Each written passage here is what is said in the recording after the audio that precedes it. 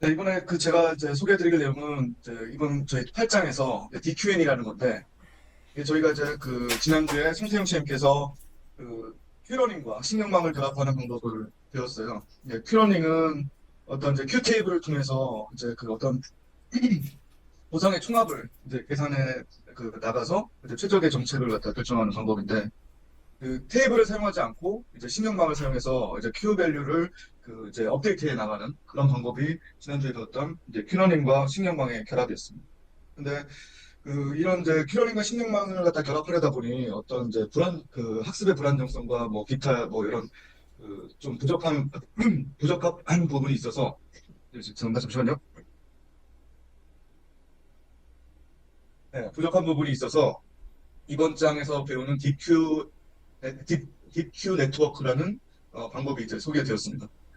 이 DQ 네트워크 또한 이제 큐러닝하고 신경망을 갖다가 결합한 방법인데, 이 단순히 결합만을 통해서 뭔가 이제 하게 되면은 어떤 문제점들이 발생을 해서 이제 이런 경험 재생과 이 목표 신경망을 갖다가 이제 특별한 기법을 추가를 해서 이제 큐러닝과 신경망의 결합을 좀 더 완벽하게 이제 만들었습니다. 그래서 이번 장에서는 DQN에 사용하는 경험 재생과 목표 신경망을 갖다 설명을 드릴 거고, 그리고 DQN의 확장 기법인 더블 DQN, 우선순위 경험 재생, 듀얼 DQN을 갖다가 이제 말씀드릴 수 있을 것 같습니다. 그리고 이제 재밌게도 이번 챕터에서는 오픈 AI 짐 라이브러리에서 제공하는 제공하는 카트포를 갖다가 예제로 활용할 건데, 일단은 제가 실행하면서 좀 더 설명을 드리도록 하겠습니다. 이제 앞장에서 이제 큐 러닝하고 신경망을 갖다가 이제 소개시켜 주셨는데, 그러면 이렇게 큐 러닝이 신경망으로 발전할 수밖에 없었던 이유가 뭘까 이렇게 제가 고민을 해봤는데, 뭐 책에도 좀 나와 있었지만, 어 이전 큐 러닝은 큐 테이블 형식으로 이렇게 저장을 해서 이제 큐를 갖다가 이제 학습해 나갑니다. 제가 여기 재밌는 그림이 있어서 이제 여기 공유 드리는데, 예를 들어서 이쪽에 자동차가 있고 그리고 테이블이 있습니다. 그래서 이게 왼쪽에서 보시면은 제가 이제 커서 보이시다시피 커서 이거 스테이트 상태가 이제 S1, S2, S3 나오고 액션 행동이 A1, A2, A3 나오는데, 여기서는 약간 반대로 돼 있어요. 일단은 액션이 여기 Y축으로 돼 있고 이제 스테이트가 오른쪽으로 돼 있는데, 이 자동차가 위치에 있는 상태가 예를 들어서 이제 여기 가운데 000, 010 여기 위치에 있는데, 이게 저는 오른쪽으로 한 칸 이동했을 때 어떤 현상이 발생을 하느냐, 어떤 식으로 큐 테이블 업데이트 하느냐가 이 그림에서 아주 쉽게 잘 설명이 되어 있어서 제가 이 그림을 가지고 왔습니다. 그래서 이제 자동차가 오른쪽으로 이동하게 되면은 기존의 여기 상태 테이블이 그 상태들이 이렇게 0점이 상태에 대한 큐 함수들이 0점이 밸류들이 이렇게 적혀 있습니다. 그러면 0.4에서 오른쪽으로 이동을 해서 그것도 역시 여기 위로 오른쪽을 선택을 했고, 오른쪽을 선택을 해서 이게 위로 갔을 때 가장 큰 보상을 얻는 1이 발생했으니 그 값을 가지고 여기 저희들이 배웠던 Q 함수 값을 갖다 구하는 공식을 통해 이제 지금 현재 상태의 Q 밸류를 Q 밸류를 업데이트하게 됩니다. 예, 이런 거는 지난번에 배웠기 때문에 제가 이제 넘어가겠는데, 하여튼 이런 이제 테이블을 통해서 이 Q 밸류들을 갖다가 이제 업데이트 나가면서 학습을 진행하게 되었습니다. 근데 이제 이 테이블 이제 여기 스테이트 스페이스와 액션 스페이스가 너무 커지면 이 테이블 자체가 엄청 커지기 때문에, 그렇게 되면은 저희가 하드웨어 리소스, 메모리나 뭐 아니면 계산 시간들 이런 거 익스플로레이션 타임들이 이제 굉장히 길어져서 이제 약간 비효율적으로 이제 발전할 수밖에 없습니다. 그래서 이거를 갖다가 이 Q 밸류를 어떻게 하면은 이제 일반화시킬 수 있을까, 그걸 그런 방법 중에 한 개가 이 딥러닝을 사용하는 방법이라고 하네요. 그래서 이제 스테이트와 액션에 대한 값을 이제 어떤 이제 근사치로 이제 구해서 이제 근사치를 구하는 방법이 딥러닝인데, 이렇게 해서 일반화 시켜주게 되면 사실 이 뉴럴 네트워크 신경망을 구성하는 그 정도의 리소스만 접어먹고, 테이블이 아무리 커지더라도 이제 리소스는 좀 이제 고정이 좀 이제 상대적으로 비용을 갖다 저렴히 만들 수 있다고 생각이 듭니다. 그런데 이러한 이제 딥큐러닝, 그러니까 신경망을 갖다 단순히 큐러닝에다가 학습시킨 것도 약간 문제가 존재하는데, 그것이 이제 학습의 불안정성이나 이제 이 알고리즘이 이제 수렴하지 않는 경우가 발생한다는데, 요 내용은 뒤쪽에서 제가 좀 더 설명을 드릴 거고요. 그래서 이걸 갖다가 해결하기 위해서 요 DQ 네트워크가 이제 이번 장에서 이제 설명이 될 예정입니다.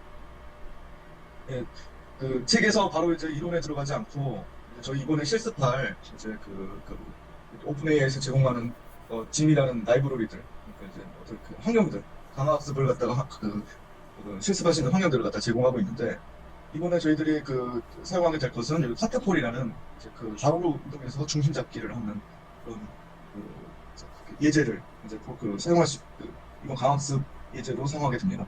그래서 이 카테폴은 이제 손가락의 위에다가 연필을 갖다 올려놔서 중심을 잡는 그런 거하고 이제 비슷한데요.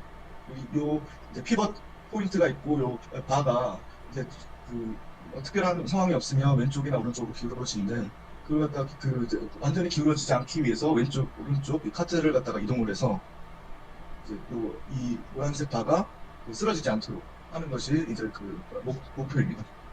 그래서 이제 그림을 보시면 이렇게 지금 요거는 이제 왼쪽으로 이제 막 계속 기울어지는 앤데 이제 어떤 왼쪽으로 행동을 갖다가 취하는 걸 무작정 이렇게 집어넣는 걸 수도 있고 아무튼 이제 실질적으로 이 노란색 바가 이제 가운데에서 서 있어야 되는 것이 이제 이 카트폴의 목적입니다. 뒤에서 실습을 통해서 더 자세히 보실 수 있고요.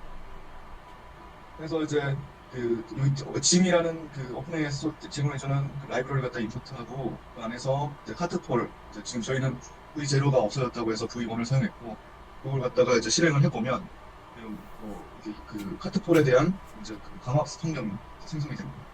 그래서 강학습 카트폴 환경을 리셋을 통해서 상태를 초기화시켜주고 이제 그리고 강학습이 환경에 가지고 있는 여기 인스턴스를 갖다가 이제 액션 스페이스 인스턴스를 불러오면 행동의 차원수를 갖다가 볼 수 있는데 여기서 요점은 저희가 지금까지 큐밸류를 갖다가 구할 때 스테이트와 액션 이 두 가지를 갖다가 이제 가져야 큐밸류를 구할 때 사용하게 하게 됩니다. 그래서 그러면 이제 카트폴에서 제공하는 인바이러먼트에서는 이 상태하고 행동이 어떤 식으로 모양이 있는지를 갖다가 이렇게 프린트문을 통해서 확인을 해봤는데 여기서 이제 스테이트는 이렇게 하나 리스트 형식으로 4개의 엘리먼트들이 나오고 행동의 차원수는 이게 2개가 나오게 됩니다. 그래서 여기에 대해서 상세히 살펴보고 카트폴이 가지고 있는 스테이트와 액션이 뭔지를 갖다가 좀 더 살펴보면 이 상태는 이제 카트의 위치, 카트의 속도, 카트 어디 있는지 위치, 카트가 얼마나 빨리 움직이는지, 그리고 막대의 각도, 어느 각도에 있는지, 막대에 얼마나 빨리 넘어지는지에 대한 그런 각속도, 이런 것들이 이제 상태로서 주어지고요. 행동의 차원수는 이 카트가 선택해야 될 게 왼쪽이나 오른쪽으로 가야 될 이제 행동이 2가지밖에 없기 때문에 이제 행동의 차원수는 주가 2로 이렇게 제공이 됩니다. 그래서 그러면 이 인바이러먼트에서는 어떤 액션을 취했을 때, 이 스텝이라는 것으로 액션을 갖다가 취했을 때 어떤 값을 갖다가 리턴을 해주는데, 예를 들어서 액션이 0이면, 여기서 저희가 오픈의 카트폴에서는 액션이 0이면 왼쪽, 액션이 1이면 오른쪽이라는 걸 갖다 주어지는데, 이제 이 스텝을 통해서 액션을 갖다가 취해주면, 다음 스테이트와 그리고 리워드, 터미네이트, 트렁케이티드 인포메이션이라는 정보가 나옵니다. 거기에 대한 정보를 또 살펴보면 스테이트는 역시 이제 위에서 설명드렸던 카트의 위치, 속도, 각도, 막대의 각속도처럼 이제 4개가 나오고요. 그리고 이제 리워드는 이제 만약에 이게 넘어지지 않으면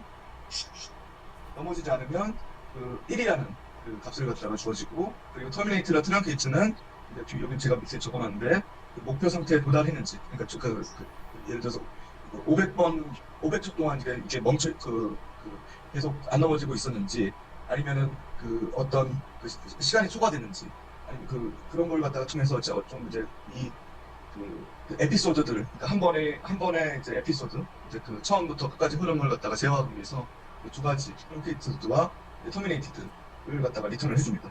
그리고 여기 인포메이션은 어떤 추가 정보인데 이제 디버깅에 유용한 정보들이 있는데 저희들은 이번에 사용하지 않을 거라서 저는 크게 다루지 않을 거고요. 아무튼 이제 액션을 취했을 때 스텝을 통해서 액션을 취했을 때 나오는 값들이 넥스트 스테이트, 다음 스테이트, 보상 이런 이제 터미네이티드, 트렁케이티드 이런 것들이 리턴이 될 거고, 우리는 이걸 이용을 해서 이제 강화학습 환경을 갖다 꾸미게 될 겁니다. 그래서 아무튼 리워드가 항상 이제 균형이 유지되는 동안 1이라는 거는 이제 계속 알고 계시고요. 해보셨겠지만 행동은 제로, 왼쪽이면 제로, 오른쪽이면 1, 이 정도만 알고 계시면 뒤쪽에 코드를 갖다 이해하시는데 쉬우실 것 같습니다. 그리고 이제 이제 그 강학습 환경을 갖다가 이제 8.1.1에서 설명을 했고, 여기 랜덤 에이전트는 뭐냐면, 이제 한 개 에피소드에서 액션을 갖다가 어떻게 취하는지, 그리고 그, 그 에피소드를 몇 번을 갖다가 할지, 이런 걸 갖다가 제어하기 위해서 이 랜덤 에이전트라는 것을 이제 구현을 했는데, 이 책에서는.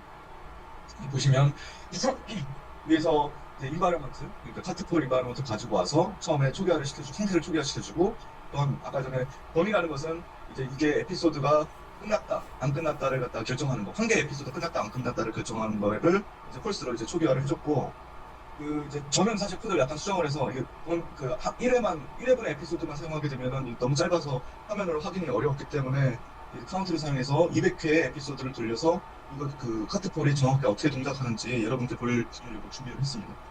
일단은 코드부터 먼저 설명을 드리면, 이제 여기 ENV 렌더는 진행 과정을 시각화한다는 뜻이고, 이제 액션은 랜덤으로 왼쪽으로 갈지 오른쪽으로 갈지 해서 럼파이에서 제공한 초이스 메서드를 사용해서 이제 무작위로 행동을 선택해 줍니다. 그리고 아까 전에 설명드렸던 ENV 스텝을 통해서 이제 액션을 갖다가 취하고, 이제 다음 상태 리워드 터미네이티드 트렁케이티드 인포메이션이라는 객체를 갖다가 넘겨봤고요. 그러면 이 에피소드가 한번 어떻게 끝나느냐? 그러니까 아까 터미네이티드처럼 그래서 막대기 각속, 제가 설명 안 드렸었는데, 막대기 각속 각도가 12도, 아마 이제 바닥에서부터 12도일 거였습니다. 12도 각도입니다. 그래서 균형을 잃었을 때, 아니면 카트가 저희가 보는 화면을 벗어났을 때, 그때 이제 실패, 페일이고, 그러다 터미네이티드라는 이제 표현을 써서 멈춰주다라는 뜻이고, 트렁케이티드는 행동 200회를 초과했을 때 이제 또 멈추다는 건데, 이제 이건 한 개 에피소드 안에서의 액션이라는 걸 갖다가 말씀을 드리는 거고, 이 두 가지 이제 객체를 결합을 해서, 만약에 이 둘 중에 한 개라도 선생님, 네, 여기 그 각도가 네. 수직에서 12도예요? 바닥에서 12도예요? 그러니까 이게 지금 이제 제가 오픈 AI 매뉴얼을 들어가 보면 여기서 말하는 각도는 수직선에서 12도라고 뭔가가 나와 있는데, 지금 사실 이거는 바닥에서 12도 아닐까 지금 제가 생각이 듭니다. 근데 초과하니까, 그러니까 바닥에서는 제가 12도 이하가 돼야 될 것 같고, 수직에서는 초과가 맞을 것 같은데, 12도 정도로 그게 실패했다고 할 만큼인가라는 생각이 좀 들어가지고. 그러니까 바닥에서 12도가 아닐까라는 생각이 듭니다. 그러면 12도 미만이어야 되는 거 아니에요? 바닥에서는 미만이잖아요. 12도보다 각이 아, 좁아야 되는 거. 네. 그러면은 수직에서 12도 초과하면은 굉장히 타이트하네요. 되게 엄청 타이트한 것 같아요. 타이트는. 근데 그리고 이거 지금 이 비디오 카드 잡아서 하시는 거예요? 그러니까 이게 떠요? 이렇게 해도? 예. 저는 떴는데, 지금 안 뜨네. 잠시만요. 아니, 밑에 떴구나. 이게 떴습니다. 아, 이게 지금 한 개 에피소드가 지나갔는데, 제가 이게 다시 한번 보여드릴게요. 이거 로컬이라서 뜨는구나. 저는 리모트로 해서 안 떠가지고. 저는 사실 이거 하려고 콜앱에서도 해보고 막 그랬는데, 예. 근데 제가 집에 와서 작성하니까 잘 되더라고요. 아무튼 이거 새로 사신 노트북으로. 아니, 제가 새로 사는 노트북에 대해서는 제가 좀 이따가 나중에 설명을 드릴게요. 알겠어요. 아무튼 돈이 좋네. 그래서 요점은 여기 가운데에서 폴이 이제 멈춰야 되는데, 이게 이제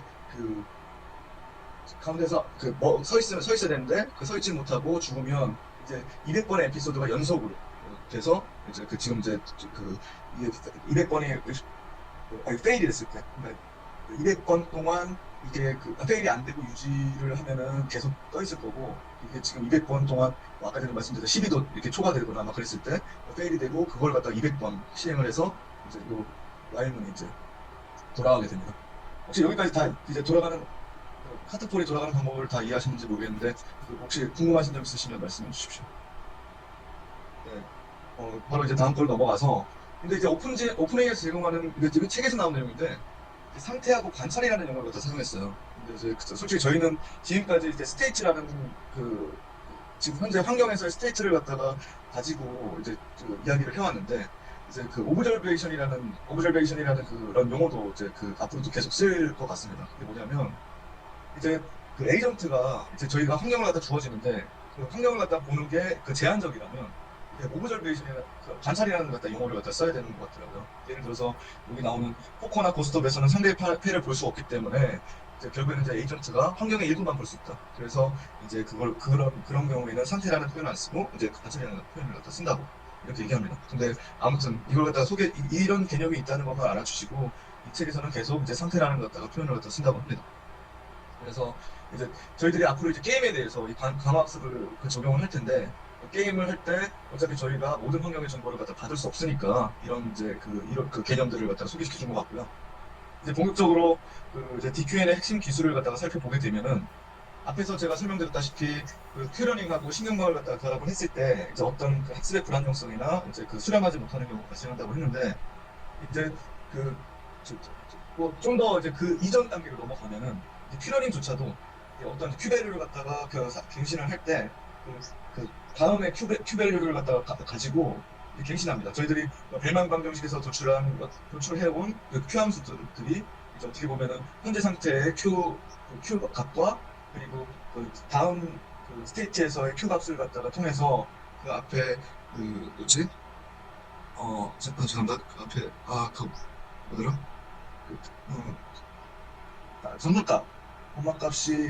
반박값을 갖다 곱해서 이렇게 큐밸류를 갖다 구하는데, 큐러닝조차도 이제 추정치를 큐밸류 갱신하는데 불안정해지기 쉽다고 합니다.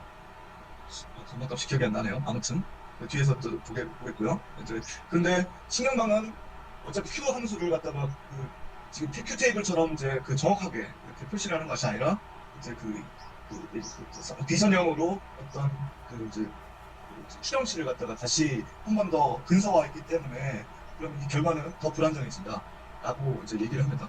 과대적합이라고 브록 3에서 얘기하는데, 그걸 갖다가 이제 미리 가볍게 빨리 보고 넘어가면, 여기서 과대적합이라는 것은 모든 상태에서 Q 함수가 이제 같다고 했을 때, 0이라고 이제 했을 때, 예를 들어서 0이라고 가정을 하게 되면 Q 함수의 맥스 값은 이제 0이 되어야 되는데, 이제 만약에 이제 무작위 추정치가 이제 어떤 노이즈가 껴서 여기 이 각각의 Q 밸류에 0이 아니라 어떤 이제 특정 이제 숫자가 노이즈가 끼게 되면 이제 맥스 값이 0이 아니게 됩니다.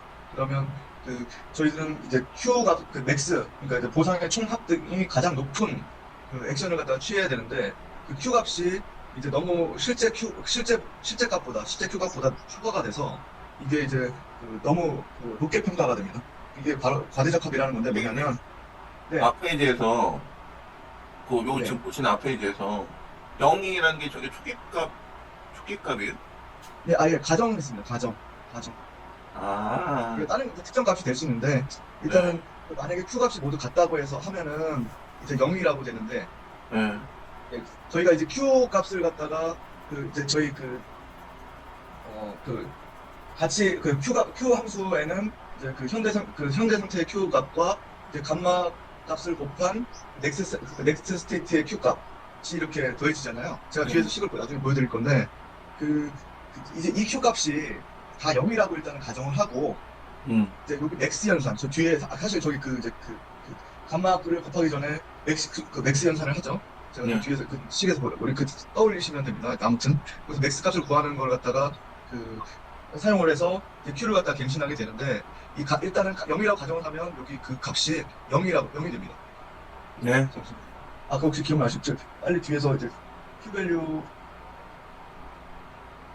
잠시만요. 시간이 될 수 있지만 제가 여기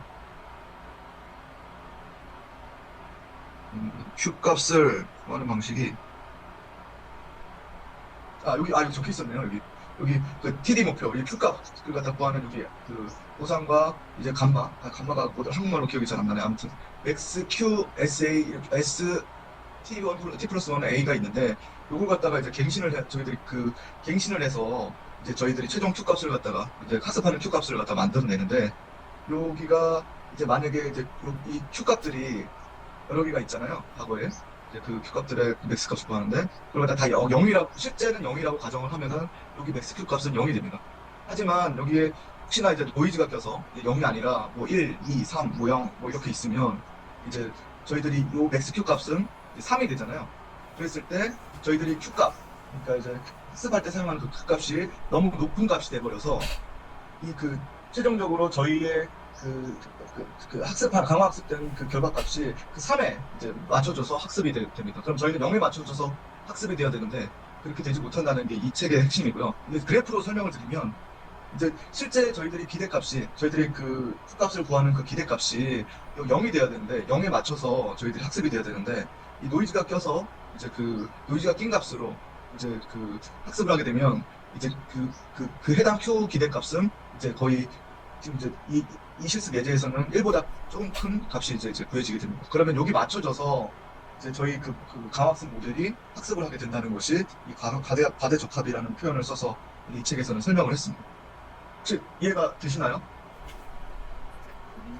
네, 이해됩니다. 네. 네. 아무튼 이제 저희는 강화학습은 이제 계속 그 학습을 통해서 그 Q 값을 갖다 업데이트해 나가고 하는데 그 Q 값이 이제 또 그 값에 어떤 특정 노이즈가 껴서 그 실제 기대하는 실제 값보다 그 높은 값이나 낮은 값이 들어가게 되면 이제 학습이 엉뚱한 방향으로 학습이 된다는 것을 갖다 말씀을 드리는 거고요. 사실 이 과대적합이라는 표현은 제가 뒤에서 한 번 더 설명을 드릴 그 표현이 나올 건데 일단은 아무튼 이 Q 값에 어떤 노이즈가 꼈을 때 문제가 되니 이제 심지어 그 신경망처럼 근사치를 구하는 방법을 또 적용하게 되면 더 값이 학습하는 것이 학습이 불안정해질 것이라는 것이 요 이제 지금 세 줄의 내용이고, 근데 이제 이런 이제 신경망하고 큐런이 결합했을 때의 그 불안정성을 어떻게 잡느냐가 이제 DQN에서 소개를 했는데 그게 이제 경험 재생과 목표 신경망이라는 기술이라고 합니다. 그래서 실질적으로 이제 논문이 2013년도에 나왔는데 그 게임을 통해서 이제 논문이 소개가 됐어요. 그래서 일단은 그 뒤에서 설명을 드리고 아무튼 이제 그 결론은 이 강화학습에서 이 DQN이 나옴으로써 이제 비디오 게임과 같은 이제 복잡한 문제를 풀어내는데 성공했다고 합니다. 그래서 먼저 이 DQN에서 사용한 경험 재생을 이제 살펴볼 건데요. 이제 앞서 말씀드렸다시피 큐러닝하고 신경망은 이제 굉장히 결합하기가 불안정합니다. 큐러닝도 불안정성이 있는데 신경망까지 더해지면 더 불안해지는데 왜 이 두 개의 큐러닝과 신경망을 갖다가 이제 묻기 어려웠는지, 그러면은 이제 지도학습하고 큐러닝의 그런 차이에서 이제 원인을 갖다 먼저 찾아볼 수가 있는데 여기 신경망 학습은 딥러닝은 지도학습이니까 지도학습하고 큐러닝을 갖다가 먼저 비교를 해서 거기에 대한 차이점을 갖다가 맞춰준다는 거로 말씀을 드리는 거고요. 지도학습은 다들 아시다시피 어떤 저희가 정답 네이버를 가지고 이제 학습을 하는데 이제 예를 들어서 여기 이거는 이제 엠리스트 데이터셋에서 갖고 온 것 같은데 이제 훈련용 데이터셋에서 정답 이미지 데이터와 정답인 레이블들이 달려 있고 데이터셋에서 달려 있고 이걸 다 무작위로 추출을 해서 저희들이 이제 신경망을 학습시킬 때는 여기 미니 배치 그러니까 전체에 다 집어넣어서 학습을 하는 게 아니라 일부러 무작위로 추출해서 100개면 100개, 50개면 50개 이렇게 미니 배치로 이 신경망을 갖다 학습하게 됩니다. 그래서 이제 결국에는 이제 지도학습은 여기서 요점은 지도학습은 정답 네이버를 가지고 무작위로 추출해서 미니 배치로 신경망을 갖다 학습한다는 건데 신경망은 큐러닝은 이와 다르게 어떤 행동을 취할 때마다 경험 데이터가 생성이 됩니다. 근데 저희들이 사용하는 경험 데이터는 여기 지도학습에서 데이터셋에 들어가 있는 여기 이런 레이블이 달린 데이터셋으로 볼 수 있는데, 근데 죄송합니다. 죄송합니다. 여기서 요점은 아직 지도학습 무작위로 추출한다는 거고, 큐러닝은 이제 데이터셋들이 이제 어떻게 보면은 시간의 흐름에 따라서 이렇게 데이터셋들을 얻어지는데, 시간이 간격이 가까울수록 이 경험 데이터 사이에는 강한 상관관계가 있다고 합니다. 이 강한 상관관계라는 뜻은 데이터들이 비슷한 데이터들이 모여 있다는 거고, 또 지도학습에서 무작위로 이렇게 추출을 한 것처럼 이렇게 추출을 해야 되는데, 만약에 이 경험 데이터를 갖다가 그대로 사용하게 되면 연속된 데이터들이 강한 상관관계가 있어서 데이터들이 비슷한 데이터들만 모여있게 됩니다. 지도학습에서 이런 데이터 편향이 뭐냐면 여기 무작위로 추출하는 게 아니라 1만 여기 1,1을 데이터만 계속 추출하게 되면 요 신경망이 1,1에 대해서만 학습을 하게 된다는 것이고요. 이것도 마찬가지로 큐러닝에서는 연속된 데이터를 갖다가 사용하게 됐을 때 이제 이 연속된 데이터로 어떤 Q 펑션을 갖다가 예측하게 되면 2차 함수처럼 이렇게 나오는데 실제 Q 펑션은 더 크게 이런 식으로 이제 보게 됩니다. 결국에는 Q 밸류도 랜덤하게 이렇게 진짜 트루 Q 펑션을 갖다가 맞출 수 있을 정도로 이제 데이터들을 갖다가 모아야 된다는 뜻이고요. 그래서 네. 그 펑션이 뭐예요? Q 펑션이 저희들의 이제 보상의 총합이라고 해서 앞장에서 배웠었잖아요. 아, 근데 밑에가 지금 X축이 스테이트, 큐 밸류. 그러니까 밑에 X축이 지금 상태하고 스테이트와 액션의 페어에 액션 따른 밸류고 거기에 밸류가, 대한 큐 밸류가 Y축. 근데 이게 이런 식으로 뭐 어떤 곡선이나 펑션이 되는 거예요? 그러니까 저희들이 이 그 이게 뭐냐면 딥러닝 그 머신러닝이나 딥러닝은 저희들이 근사치를 갖다가 수동하는 거잖아요. 네. 그렇기 때문에 이제 출력값이 존재를 하지만 그 근사치에 맞는 이제 사실 그 예시고요, 예시. 이제 뭐 사실 2차원으로 지금 표현한 예시인데 이제 S와 A 값으로 어떤 이제 데이터 값의 Q 밸류의 분포가 있는데 Q 밸류의 분포를 갖다가 저희들이 따라가야 되잖아요. 사실 위에서 제가 한번 설명드렸었는데 이제 신경방을 사용하지 않는 큐러닝은 이런 테이블을 사용해서 저희들이 이 Q 값을 갖다 업데이트 해지 않습니까? 예. 근데 여기 신경망은 이 Q 값들을 이제 이런 이제 아까 전에 이제 근사치로 이제 예측을 이런 식으로 이제 근사치로 요런 실제 오케이 Q 값으로 이렇게 진짜 테이블에 드는 이런 값들이 이제 분포해 있어요. 테이블에는. 근데 저희는 여기다가 근사치로 이제 저희들이 딥러닝으로 이렇게 만들 거잖아요. 그럼 이거 큰 방향으로 가야겠네요. 무슨 얘기냐면 큐값이 크면 클수록 좋은 거 아니에요? 근데 이제 사실 저희들이 Q 값을 구하고 최종 현재 상태의 Q 값을 업데이트할 때 현재 상태의 Q 값과 더하기 위에서 보였듯이 Q 방정식 그러니까 책에 여기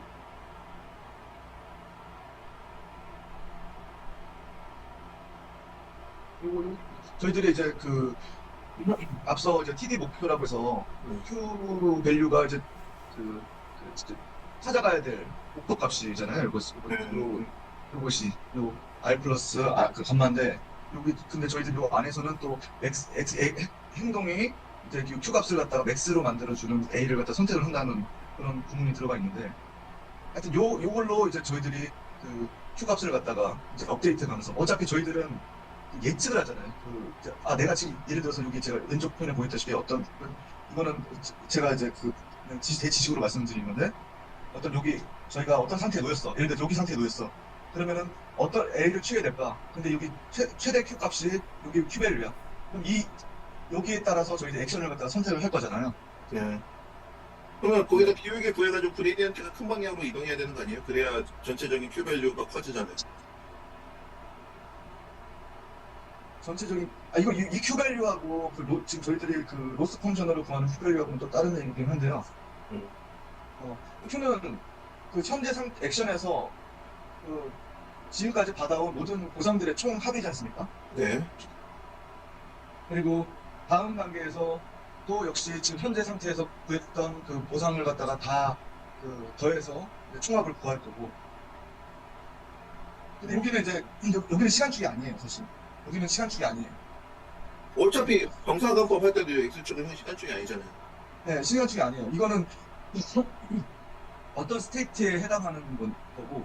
네, 그래서 이제 저 궁금한 거는 이제 이 true Q 펑션 혹은 뭐 approximated Q 펑션이 뭐가 됐든 간에 얘를 가지고 경사각법을 사용해서 맥시마이징하는 방향으로 가면 되는 거냐는 게 궁금했던 거예요. 근데 이게 그거하고 약간 경사관법을 설명하려면 로스 펑션에 대한 경사관법을 적용을 해야 되는 거고, 요거는 이제 여기 Y축의 로스 펑션은 아니라서 상관없잖아요. 뭐 목표 함수로 놓고 목표 함수를 최대로 하게 하면 되는 거 아니에요, 그냥? 목표 함수를 최대로 한다. 네, q 밸류가 그게 최대로 하면 되는 건데. 그게 약간 다른 포인트가 뭐냐면 이제 논문에서 여기 나온 그림을 가지고 왔는데 이제 이게 아케이드 어떤 이제 게임이잖아요. 여기 바다 있고 이제 공을 갖다가 쳐서 여기 한 분씩 깨는 건데 이게 여기 여기 있을 때 선택을 할 수 있는 Q 밸류, 여기 있을 때의 Q 밸류, 그리고 공이 여기 이쪽 편에 있을 때 Q 밸류, 뭐 이런 거기에 대한 각각의 상태에 대한 Q 밸류를 자기가 이제 보상을 갖다 받을 수 있는 지금까지 받은 보상의 총 값들이라고 할 수 있습니다. 사실 근데 이게 마이너스가 될 수도 있고 플러스가 될 수 있잖아요. Q 값이 뒤에도 저희들 실습 나오지만 플러스가 될 수도 있고 마이너스가 될 수도 있고 그렇잖아요. 그러니까 결국 이 그래프는 경사각법용이 아니라 네, 맞아요. 경험 샘플링에서 가져오는 걸 설명하기 위해서 앞뒤 행동 간의 코릴레이션이 있다 높다 그런 걸 보여주려는 목적인 거네요. 예. 제가 아까 전에 그러면 했던 말씀이 잘못 드린 말씀이네. 여기 시간축이 맞습니다. 죄송합니다. 저거는 시간에 따라서 이제 Q 밸류가 이제 뭐 이런 식으로 바뀐다는 걸 갖다가 이제 설명을 드립니다. 네. 경사관법은 뒤에서 이제 로스 펑션을 갖다가 타겟 밸류와 현재 계산된 y 값을 또 빼줄 때 그때 사용하는 것이 경사관법이고, 이거는 경사관법하고 상관없이 네. q 함수 q 밸류가 그때마다 보상값이 바뀌는 보상 총합이 바뀌다는 그래프입니다. 네. 근데 이제 일부만 사용하면 데이터가 이제 편향될 수밖에 없다. 가까이 있는 데이터면은 이제 여기 위에서 보였던 1111처럼 이제 특정 데이터만 뽑아서 학습을 하게 되는 경우다라는 걸 갖다가 이제 설명을 드리는 거고요. 그걸 갖다 논문에서는 샘플 코릴레이션이라는 표현을 썼는데, 아무튼 이제 이런 사실 이제 랜덤으로 이제 무작위를 추출하게 되면 이렇게 데이터 편향이 발생하지 않는데, 큐러닝에서는 이제 큐러닝에서도 그것을 어떻게 극복할 수 있을까 해서 경험 재생이라는 방법을 사용했다는 겁니다. 그래서 경험 재생은 뭐냐면, 이런 이제 상태를 갖다가 특정 상태에서 액션을 취할 때마다 저희들은 경험 데이터를 갖다가 얻게 되는데, 이렇게 보시면 S가 스테이트, 액션, 리워드, 네트 스테이트, 이런 이제 경험 데이터를 갖다 얻게 된다고 지금까지 배웠습니다. 그럼 이런 데이터들을 스테이트가 지날 때마다 이렇게 데이터를 버퍼에 쌓아두고, 그러다가 바로바로 이제 그냥 바로바로 가져다 쓰는 게 아니고, 여기서 무작위를 추출하겠다. 신경망에서 지도학습에서 추출하듯이 무작위로 추출하겠다가 경험 재생의 이제 핵심 내용입니다. 네. 만약에 이 무작위로 추출 안 하게 되면 데이터가 연속이 돼서 들어온 걸로 학습이 된다는 거고요. 여기서 무작위로 추출해야 이제 데이터가 편향되는 것을 막을 수 있다는 것이 경험 재생이라는 겁니다. 그래서 아무튼 이런 내용은 좀 뒤에 가면 더 설명을 드리는데, 아무튼 뭐 책에서는 온오프 플러시라는 게 나오는데, 이거는 일단은 지금 여기서 중요하지 않아서 넘어가겠습니다. 혹시 나중에 제가 자료를 올려드릴 테니 여기 링크 들어가서 온오프 플러시는 것도 한번 보시고요. 그래서 이런 이제 경험 재생 방법을 이제 저희 파이썬, 어차피 저희들이 이제 훈련을 시킬 때 이런 경험 재생을 사용할 거기 때문에 파이썬 코드를 어떻게 구현했는지 이렇게 좀 더 살펴보면, 이제 저희들이 하드웨어로 컴퓨터로 이제 경험 재생 여기 버퍼 사이즈를 구했을 때 이 버퍼는 사이즈가 한계가 좀 제한이 되어 있어요. 그래서 이제 그러면은 데이터가 계속 들어올 건데, 이 버퍼 크기만큼 도달을 했을 때 어떻게 할 거냐? 그러면 옛날 데이터는 버리자. 그래서 그런 이제 선입 선출 방식이 꼭 스킴이 필요한데, 콜렉션 DQ라는 파이썬 라이브러리를 갖다 사용하게 되면 이제 이런 버퍼를 갖다 구현할 수 있다는 거고요.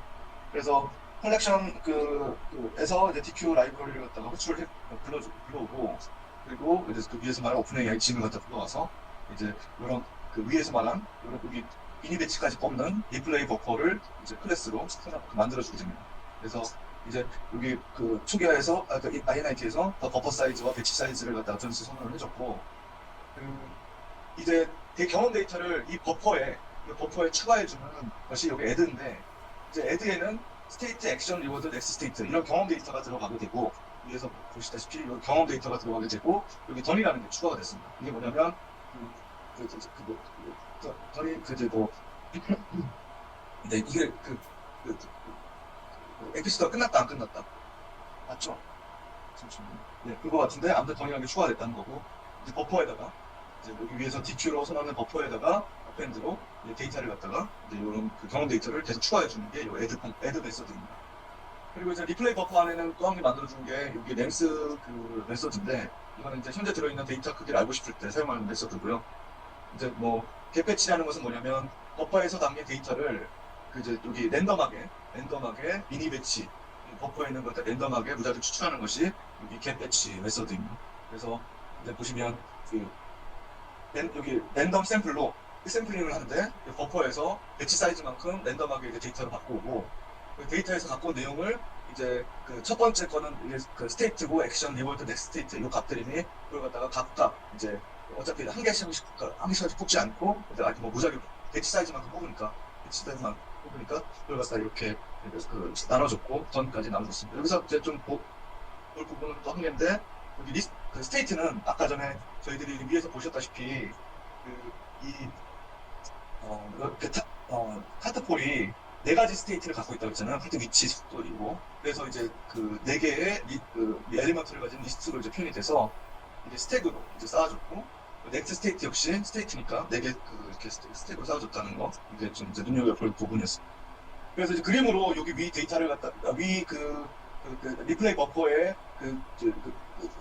어떤 메소드를 갖다가 어떻게 활용할 수 있는지를 갖다 볼 수 있는데, 이렇게 셀프 버퍼에다가 이제 경험 데이터들을 갖다 이렇게 S0부터 S9까지 이렇게 적어 놓으면 랜덤하게 이제 뭐 S7, S2, S5 경험 데이터들을 갖다가 무작위로 샘플링 한다는 것이 이 클래스의 내용입니다. 네, 제가 설명드렸던 내용이 다 포함이 되어 있고요. 네. 그래서 이제 그러면은 이 카트폴에서 경험 재생은 요 위에 지금 경험 재생 그 버퍼에 쌓고 랜덤으로 꺼내는 것까지 이게 구현을 갖다가 이렇게 해봤는데, 위에서 만들었던 리플레이 버퍼 클래스를 갖다가 호출했고, 여기서 버퍼 사이즈를 배치 사이즈 32 이렇게 해서 이제 그 카트폴에서 나오는 경험 데이터들을 여기 쌓아주게 됩니다. 그래서 에피소드는 10회, 그러니까 이제 한번 페일이 나오기 전까지의 그런 과정들이 이제 한 에피소드인데, 그러니까 10회를 수행했다고 하고, 수행문은 스테이트를 초기화시킨 다음에 더는 당연히 멈추는 것은 펄스로 놔두고, 나중에 페일이 되면 이제 더는 1로 되겠죠. 아무튼 그래서 이제 1이 아닌 동안 어떤 액션을 취하라, 스텝 펑션을 통해서 특정 액션, 여기 지금 현재 이 코드에서는 0번째 왼쪽으로 하는 행동만 이제 수행하게 돼 있고, 액션을 갖다가 취해서 이제 넥스트 스테이트 리워드 트레이트를 받아서 이제 이 에피소드를 멈출지 안 멈출지 정해주게 됩니다. 아무튼 그래서 이제 이런 경험 데이터들은 이제 여기 버퍼에 쌓아주는데, 이건 지금 랜덤한 게 아니라 액션을 갖다 0으로 취한 데이터들을 갖다 리플레이 버퍼에 쌓아준다는 뜻이죠. 그리고 이제 스테이트를 넥스트 스테이트 바꿔서 예를 들어서 S0가 했으면 S2, S1, S2 이렇게 이제 계속 이제 스테이트에 따른 스테이트와 액션에 따른 리워드들을 가진 경험 데이터들을 위에서 보듯이 이렇게 스테이트 버퍼 안에 쌓고 리워드를 이제 쌓아놓는다는 겁니다. 그래서 여기 각각의 스테이트와 액션 그리고 리워드의 사이즈를 보면 32x4, 아까 전에 그 상태는 4개의 리스트를 원서를 갖고 1만 갖고 있으니 그렇게 돼 있고, 뭐 이렇게 이건 다 충분히 이해하실 수 있고요.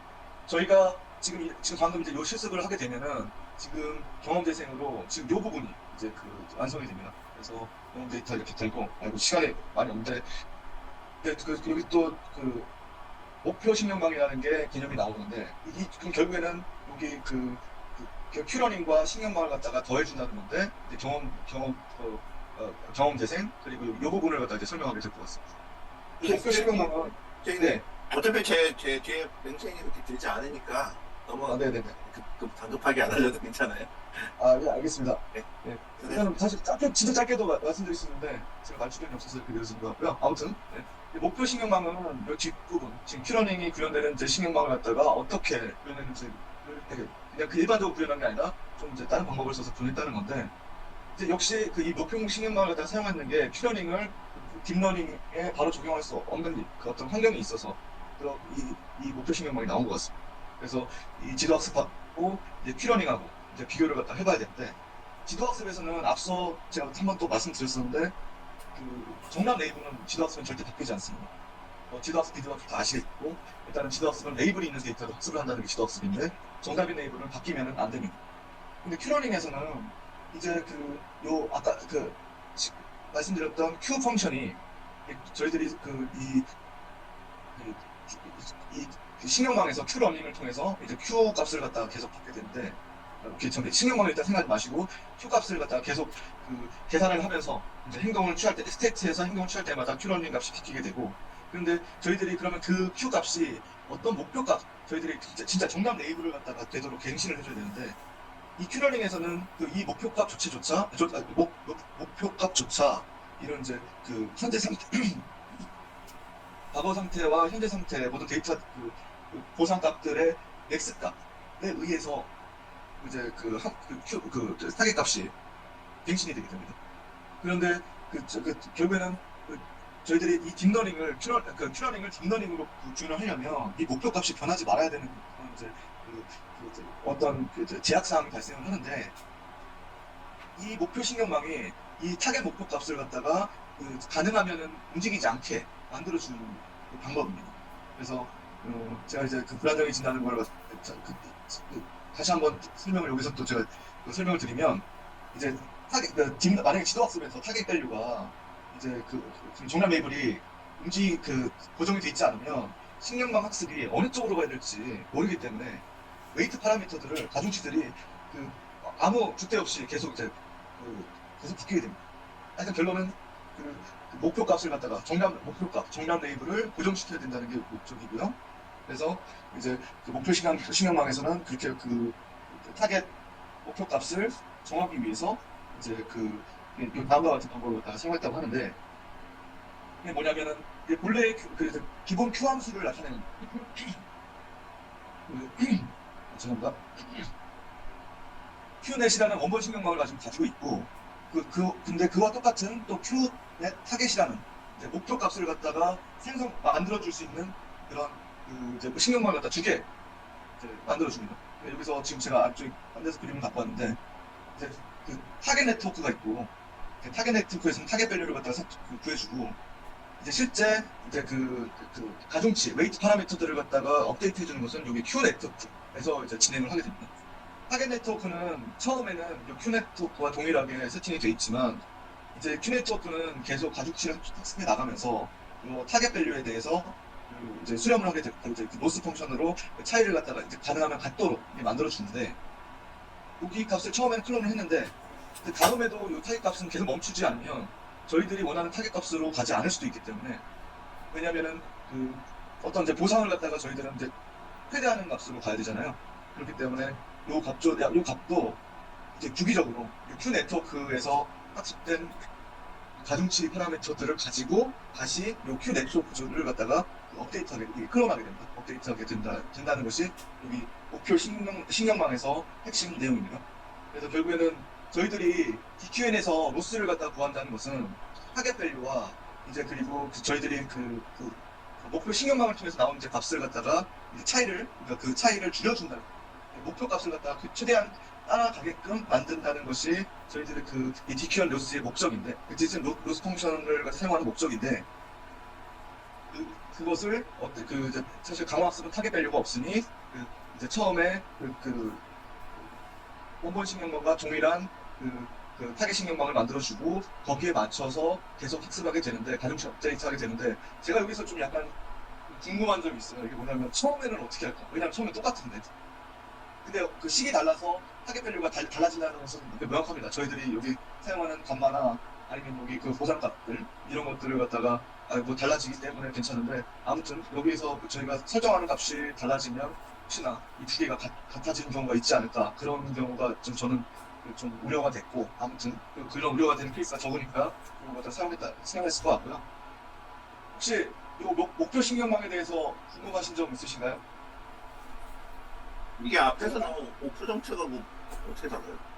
네, 오프 정책은 사실 온 정책은 뭐냐면 현재 현재에서의 가장 좋은 현재 상태만 보고 다음 상태를 액션을 취하게 되잖아요.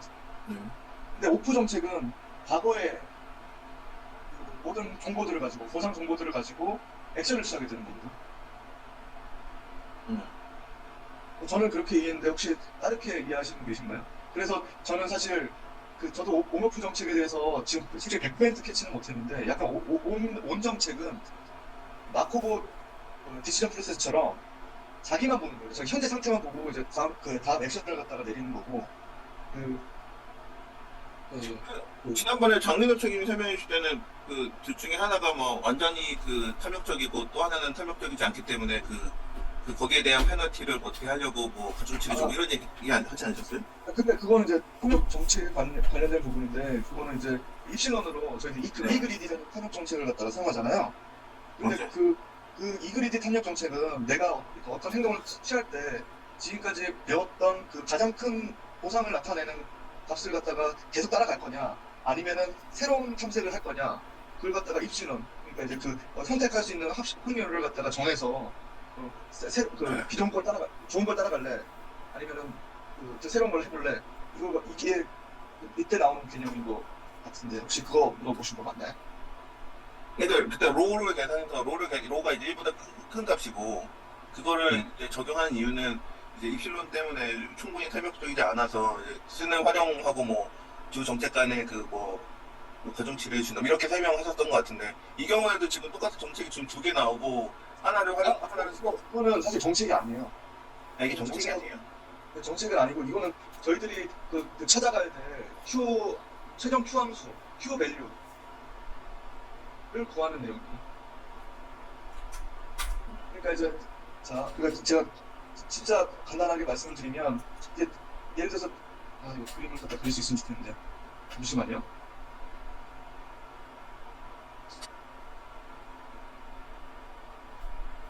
제가 좀 공부한 내용을 이해하는 그 내용을 갖다가 이제 소개시켜 드리면 저희들이 이제 어떤 그릴 수가 없네. 죄송합니다. 이걸 보지 마시고 어떤 이제 여기가 이제 저희들 타겟 밸류예요. 타겟 수함수예요. 저는 이제 Q 값이 저희들 모든 행동들은 이 Q 값이 최대가 되는 보상을 얻는 값으로 저희들이 이제 훈련을 받잖아요. 그러니까 훈련을 받는 게 아니라 학습을 하게 될 거잖아요. Q 값이 최대가 되는 것으로. 그래서 T 값이 이렇게 있는데 왜냐하면 각각의 스테이트마다 어떤 이제 Q 값이 존재를 할 거니까. 그런데 이제 그 신경망에서는 이제 이걸 다 어프로치메이트해서 뭐 이런 식으로 Q 값이 존재를 하게 됩니다. 딥러닝에서 신경망을 갖다가 네트워크 이렇게 되는데 저희들의 목적은 이 이상적인 Q 펑션의 함수를 갖다가 찾아가는 게 이 Q 뭐지? Q 러닝을 갖다가 신경망에 접목하게 되는 겁니다. 혹시 이해 가시나요? 네. 네. 하여튼 저희들은 신경망에서는 이렇게 타겟의 목표 값이 있는데 실제 가중치에 의해서 계산된 타겟 값과 비슷한 저희들의 값이 이 타겟 값과 비슷해지도록 만들어 주는 거고 거기서 오차를 여기 지금 요 위아래 여기 오차잖아요. 로스잖아요. 여기 로스예요. 요 사이가 로스를 갖다가 최소화시키려고 저희들이 목표를 갖다가 잡고 있는 겁니다. 네, 아무튼 혹시 이렇게 제가 이제 설명을 잘못해서 개념이 이해가 되지 않으셨다면은 하여튼 아까 전에 보여드렸던 요 타겟 T가 여기 타겟 밸류라고 보시면 되고요. 요 액션 밸류는 이제 여기 Q 네트워크에서 구해진 값이라고 이렇게 보시면 됩니다. 제가 그냥 이게 가장 좀 간단하게 이렇게 개념을 갖다가 설명을 드린 거고 그래서 사실 이 타겟 밸류는 이제 계속 이제 지도 학습에서는 바뀌지 않았는데 이제 여기 방어 학습에서는 큐러닝에서는 이 Q 값이 계속 바뀌는데 그것을 갖다가 가능하면 고정을 시켜주겠다. 그래서 대신 주기적으로 Q 네트워크에서 구현 값으로 가중치를 업데이트 시켜주겠다라는 게 목적이고 결론은 여기 DQN 로스를 갖다가 최대화시켜서 보상값, 전체 보상값을 최대화시키는 그런 Q 함수를 갖다가 구하겠다는 것이 목적입니다.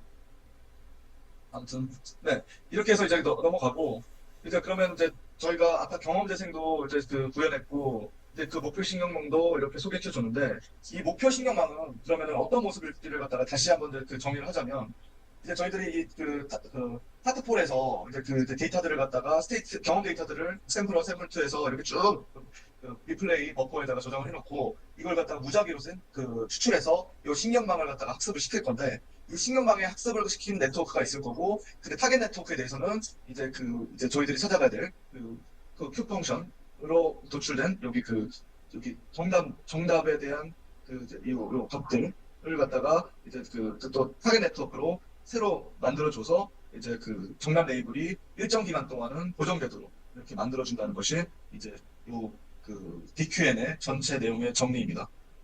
네. 그래서 이 로스를 통해서 이제 학습 네트워크가 학습이 될 거고 여기 내부 웨이트 파라미터들이 계속 업데이트가 될 겁니다.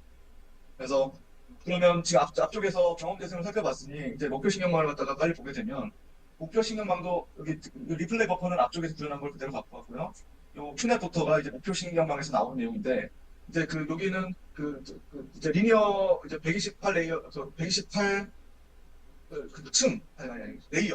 레이어가 아니라 이거 뭐더라 노드 뉴런의 표현을 쓴 게 맞는지 모르겠지만 하여튼 뉴런 118개의 리니어를 갖다가 상회했고 그리고 이제 마지막에 이제 저희들이 이제 신경망은 이제 점점 이제 줄어들잖아요. 제가 GS 그림을 한번 보여드릴 텐데 128 레이어, 128 뉴런, 128 뉴런 최종적으로는 저희들이 확률값으로 리턴을 받을 거고 어떤 액션을 취해야지 어떤 확률로 가장 높은 확률을 갖다가 나온 이제 액션을 선택을 해야 되기 때문에 최종 값은 그 액션에 따른 그 확률 값이 나오도록 이제 액션 사이즈로 이렇게 그 물리적인 구조를 갖다가 이렇게 신경망에서 만들어줬습니다.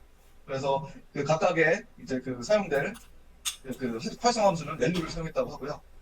이제 결국에는 마지막에는 렐루를 사용하지 않고 이제 바로 이제 그 리니어 펑션의 출력을 해주는 코드 이제 구조를 만들어줬습니다.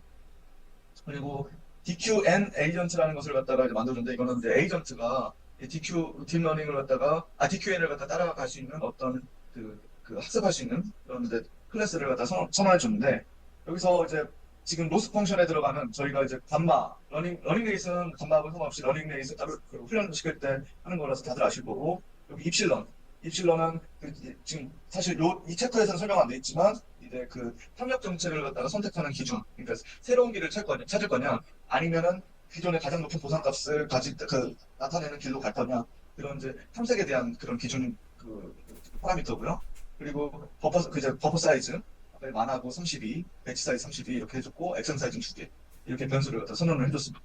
리플레이 버퍼는 앞쪽에서 만들었던 그 리플레이 버퍼를 갖다가 사용할 거고 이제 큐넷 아까 위에서 구현한 위에서 구현했어. 예, 위에서 여기 큐넷 위에서 여기서 구현한 신경망에 대한 신경망을 갖다가 사용할 거라서 이 큐넷을 갖다가 가져왔고 그리고 이제 여기 목표 신경망 그러니까 이제 아까 전에 이제 저희들이 목표 신경망에서 이렇게 타겟 네트워크를 갖다가 복사를 해줘야 되기 때문에 여기 큐넷 타겟을 갖다가 이렇게 또 이제 복사를 해줬고 그리고 여기 이제 학습을 위해서 아담이라는 옵티마이저를 사용했고 여기 러닝메이트는 아담의 아까 0.00를 갖다가 넣어주게 됐습니다.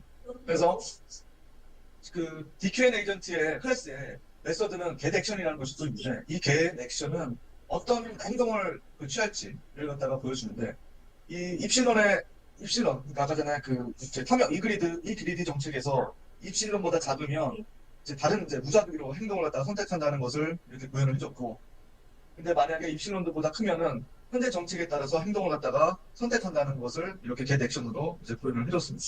그래서 이 딥러닝에서 프로세스를 잘 따라가기 위해서 이제 형태를 이렇게 스테이트 여기 이런 구문을 써서 이제 형태를 바꿔줬고 이 형태를 이제 Q 네트워크 이제 아까 전에 딥러닝 신경망에다 넣어줘서 최종 Q 함수를 갖다 Q 밸류를 갖다가 이제 구하게 됩니다. 그래서 이제 이 get 액션은 그러면 Q 값이 가장 높아지는 행동 값을 갖다가 리턴을 해주는 것이 이 get 액션의 그러니까 최적의 행동을 하게 해주는 그런 이제 메서드고요. 여기 신큐 큐넷은 두 신경망의 동기화인데 위에서 이제 여기 타겟 네트워크와 학습 네트워크의 이제 요 내부 가중치들을 갖다가 동기화시켜주는 거, 주기적으로 동기화시켜준다는 주기 위해서 이런 메서드들을 갖다가 사용을 했습니다. 그리고 이제 가중치를 갖다가 갱신하는 메서드 이건 좀 요 부분은 이제 책에서 갖고 온 건데 이건 좀 약간 잘못된 것 같고 제가 이제 설명을 드리면서 이 업데이트를 갖다 말씀드리겠습니다. 이제 처음에 이 업데이트는 경험 재생을 갖다가 버퍼에 경험 데이터들을 갖다 추가하게 될 건데 add라는 펑션을 줘서 아까 전에 우리 경험 데이터 버퍼에다가 경험 데이터들을 버퍼에 쌓았죠.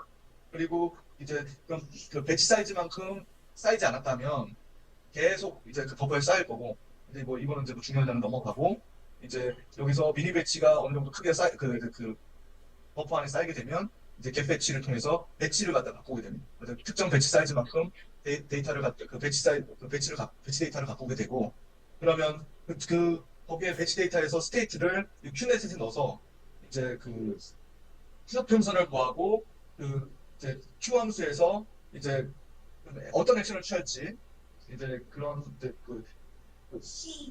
거기에 대해서 이제 두 가지가 나오는데 이 액션 테이블과 같이 죄송해요. 실제 QS의 값은 Q 값은 거기에 액션이 두 개가 있잖아요. 왼쪽으로 할지 왼쪽을 선택할지 오른쪽을 선택할지 두 개가 있는데 그걸 갖다가 이제 저 위에서는 get 액션에서는 가장 좋은 높은 값을 높은 확률을 가지는 액션을 선택하게 만들었고 여기서는 이 두 가지 왼쪽 오른쪽에 대한 선택에 대한 확률 값을 갖다가 다 여기 Q에 저장을 하게 됩니다. 그래서 밑에 그림을 그려 놓으셨는데 요거 아니에요? 예. 요거예요. 하여튼 그냥 요 내용이 여기 지금 일단은 요건데 요 내용은 여기까지 내용이고요.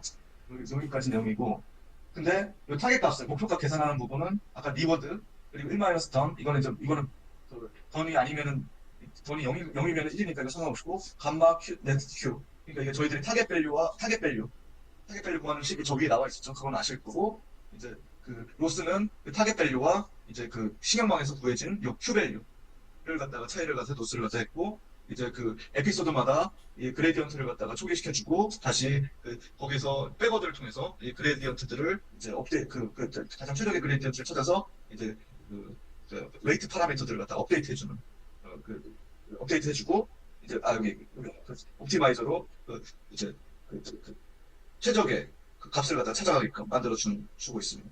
아무튼 요 이제 코드가 요 내용인데 이게 QS에서는 왼쪽으로 갈지 오른쪽으로 갈지에 대한 이제 각각의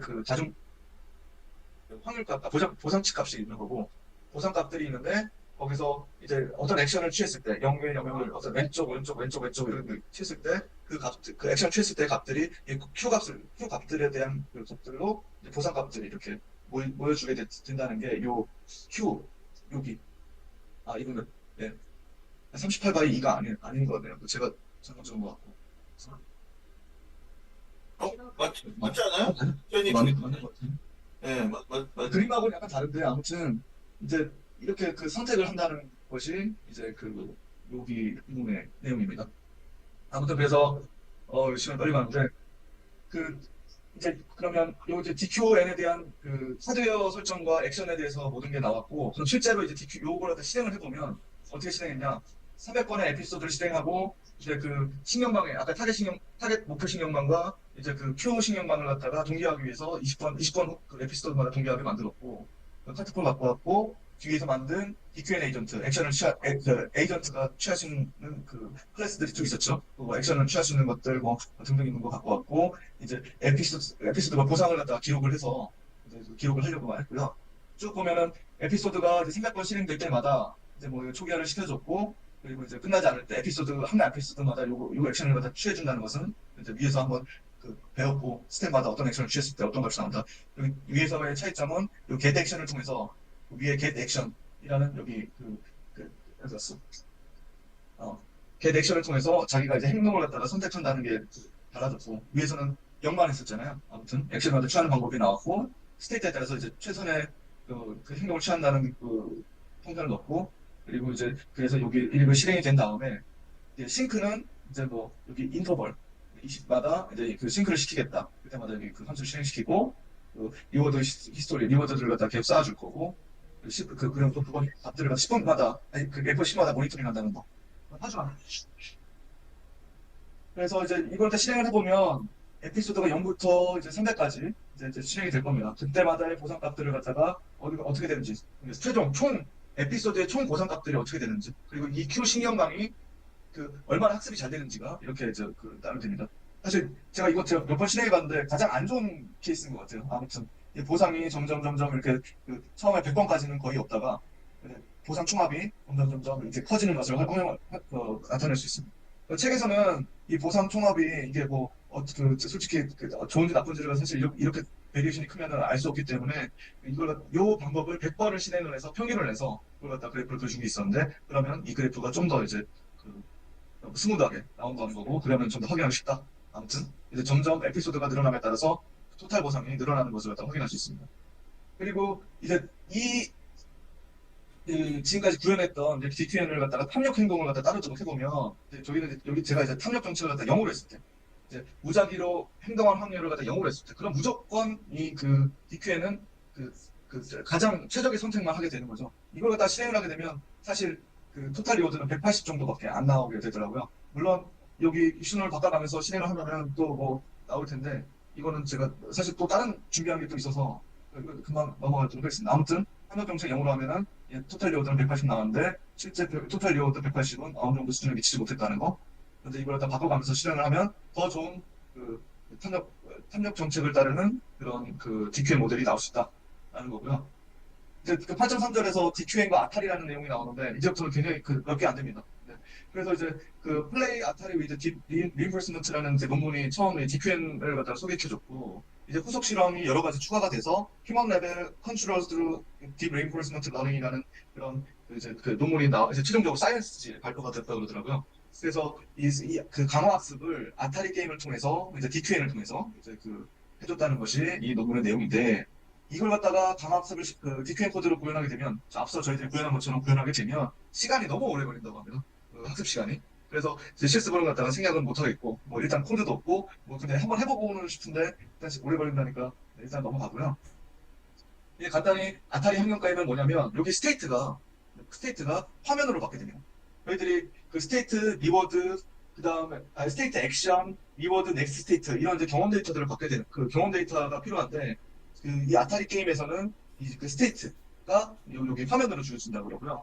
이제 그 160x3 RGB 게임 화면 이미지를 받아서 이제 그 이제 스테이트가 이제 주어지는데, 근데 이제 여기서 약간 그 이제 핵심적인 내용이 뭐냐면, 마코브 디시전 프로세스에서는 그 현재 상태의 정보, 현재 상태 정보에 최적의 행동을 결정하는 모든 정보가 포함이 되어 있어다고 이제 그 저희들이 지금까지 배워왔는데, 그렇게 이제 그 사실 요 그림 한 장으로는 이 공이, 예를 들어서 공이 이제 어느 쪽으로, 왼쪽 플레이어 쪽으로 가는지 적 쪽으로 가는지, 이 게임은 다들 아실 거라고 생각이 돼서 제가 설명 안 드렸는데, 적이 위아래로 움직이고 이제 이 공이 자기 쪽으로, 플레이어 쪽으로 빠지지 않게끔 만들어주는 게 이제 목표인데, 아무튼 다들 아시죠?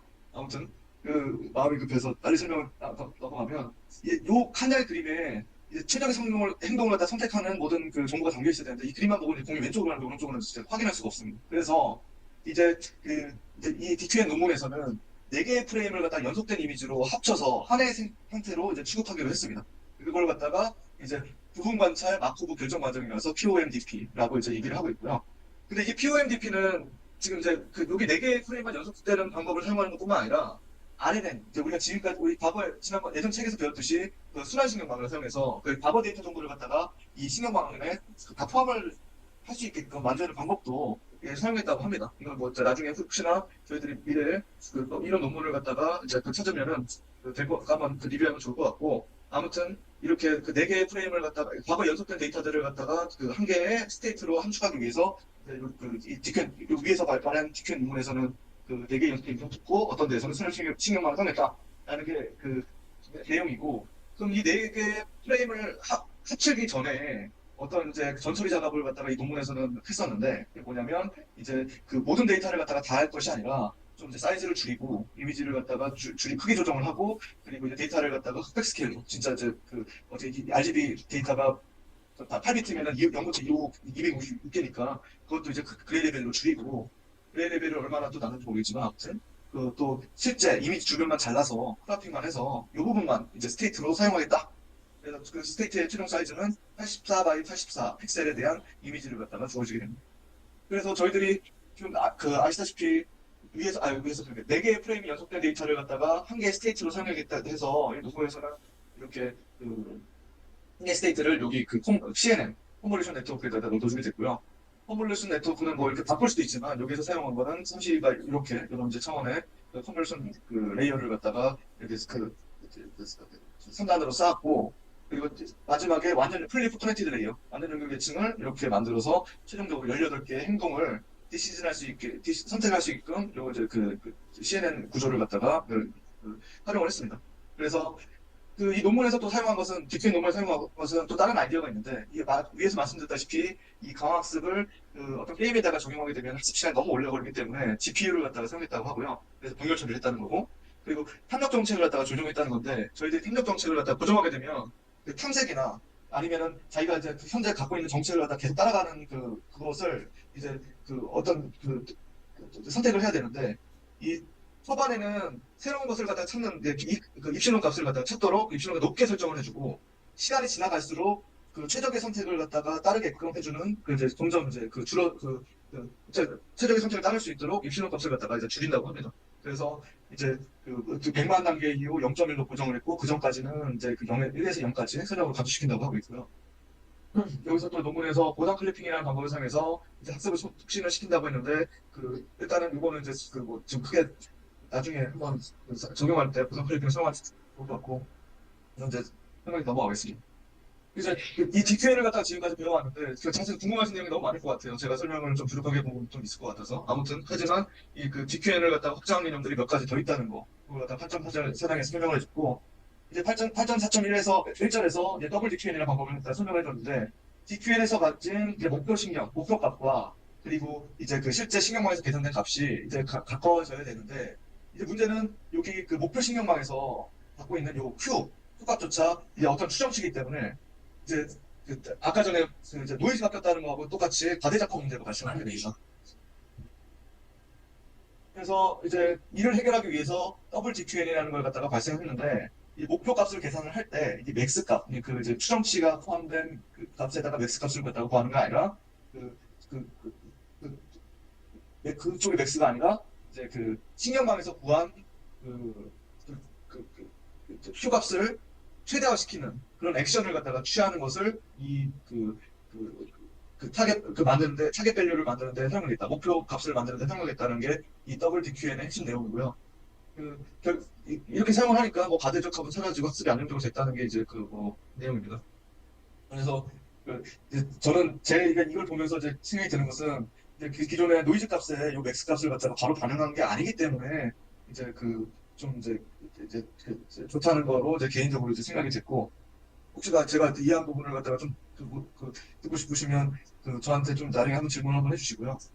이제 우선순위 경험 재생이라는 또 방법을 갖다가 이제 또그 DQN에서 발전이 됐는데 이것은 뭐냐면 아까 전에 경험 재생에서 저희들이 데이터가 이제 무작위로 이제 추출이 됐었잖아요. 버퍼에 쌓인 경험 데이터를 무작위로 추출했는데 그 추출하는 것조차 무작위로 추출하는 것이 아니라 이제 어떤 우선순위를 둬서 추출을 하자. 이게 뭐냐면 이제 학습을 할 때 추출하는데 학습이 안 된 Q가 그 스테이트를 넣었을 때 Q가 걔네들을 갖다가 찾아서 계속 학습을 시키자. 학습을 갖다가 그러니까 공모 탄회를 갖다가 좀 더 학습을 시켜서 전체적인 평균을 높이자라는 뜻으로 지금 저는 이제 파악을 했습니다.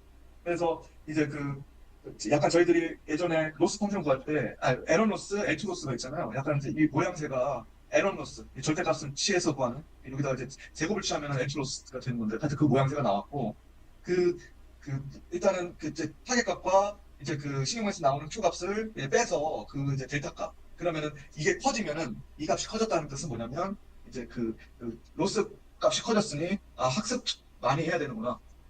라고 이제 볼 수 있잖아요. 로스가 커지면 남아야 되나. 그래서 로스 델타가 크면 배워야 할 것이 많다. 작으면 좋은 맥이 넣을 수 있고 배우고 싶다라고 하는데 여기서 이 델타 값을 이용해서 이런 이제 확률로 이제 구해줍니다.